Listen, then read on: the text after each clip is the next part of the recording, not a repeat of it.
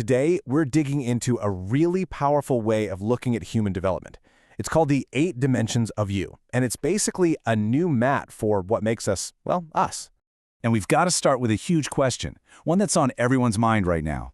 As AI gets unbelievably good at all the skills we used to value, what's our role? What makes us irreplaceable? This explainer offers a new way to find that very territory. You see, here's the core of the problem.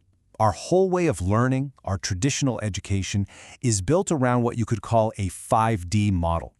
It teaches us how to operate in space, over time, and with our attention. But here's the catch. AI is mastering those exact things, and it's doing it at a superhuman level. The very skills we spend our lives learning are the ones that are becoming automatable.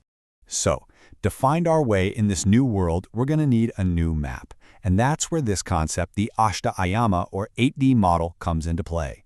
Think of it as a guide to that uniquely human territory, the parts of you that a machine just can't replicate. So how does this whole map work?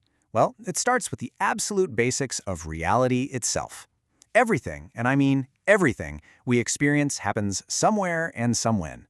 Right? So space and time are the foundation, the physical stage where the whole show takes place. But just floating around in space and time isn't the full picture. What actually turns all that raw data into a conscious experience? It's your attention. And this is so important. Attention isn't just another ingredient you add to the mix, it's an exponent. It doesn't just add to your reality, it literally multiplies its richness and depth. And okay, this is where it gets really mind-blowing. The model then introduces 3 higher dimensions that totally transform the quality of that experience. They are intention, resonance, and emergence. These 3, they're what take us from being just capable processors of information to being fully, deeply, and irreplaceably human. So let's just lay it all out. You can see the progression here, right? It starts in the physical world of where and when. Then it moves into your personal conscious world, how you experience things, which is governed by attention. And from there, it launches into that uniquely human space, why you do things, with intention, with whom you connect through resonance, and ultimately, the very fabric of existence itself with emergence. All right, let's zoom in on what is maybe the most important pivot point in this entire framework. Because before we can even think about getting to those higher dimensions, we have to master the 5th one, attention. It's the gateway to everything else. Just think about it. Attention is the bridge. On one side, you've got the physical world of space and time, the stuff that AI is getting amazing at processing.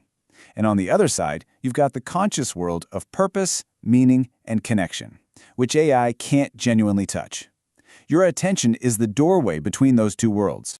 So why is it so critical? Well, first off, it's a finite resource. You only have about 120 bits of it per second. That's it. Second, like we said, it's an exponent. It massively multiplies the impact of whatever you focus on. Third, and this is a big one, it literally takes the infinite field of possibilities around you and collapses it into your single concrete experience of reality. And because of all that, it is the absolute gateway to everything higher. You simply can't access the rest of the map without it. Okay, so let's say you started to master that gateway of attention. Now you get to step into the truly human frontier. This is where we get to explore dimensions 6, 7, and 8. We're talking purpose, deep connection, and pure creation. Now, the source material points out these really interesting little traps, or failure modes. For example, what happens when you have a ton of attention but no intention? The framework calls this person a brilliant drifter. They have incredible capability, right? But with no direction. They're like a super powerful searchlight just sweeping randomly across the landscape. And that is why Dimension 6, intention, is the very next step. Intention is your why. It's the force that grabs the raw power of your attention and gives it a rudder, a purpose. It's what turns sheer capability into a meaningful life. But you know, even a life full of purpose can hit a snag. If someone has super high intention but no resonance, they can become what's called the purposeful narcissist. They're effective, they're driven, they get things done, but their entire world revolves around themselves, which, of course, can be incredibly isolating. So the way out of that isolation is Dimension 7, resonance. And this is way more than just empathy. That's just imagining how someone else feels. Resonance is the direct, felt experience that we're all connected. It's where that hard boundary between I and you starts to get fuzzy, and you begin to live from a place of we. And this leads to the final failure mode, which is just brilliantly put. Imagine someone who feels that deep connection to everything. They've got high resonance, but they don't have the power to actually do anything in the world. They feel all this cosmic unity, but they can't create or build or change a thing. That's the passive mystic. And that brings us to the final dimension, emergence. This isn't just about feeling connected to reality. It's about actively taking part in its fundamental cycle. It's got 3 parts that you can't separate. Generation, which is bringing new things into being. Operation, the wisdom to maintain and sustain what's already working. And dissolution, the courage to let go of what's run its course. So, after laying all of this out, the whole model brings the focus right back to you.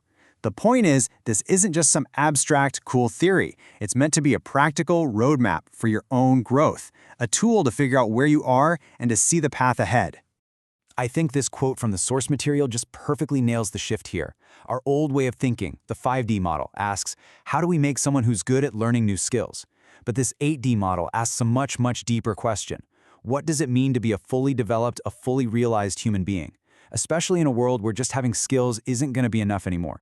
And so, this whole explainer really leaves us with one big final question for ourselves.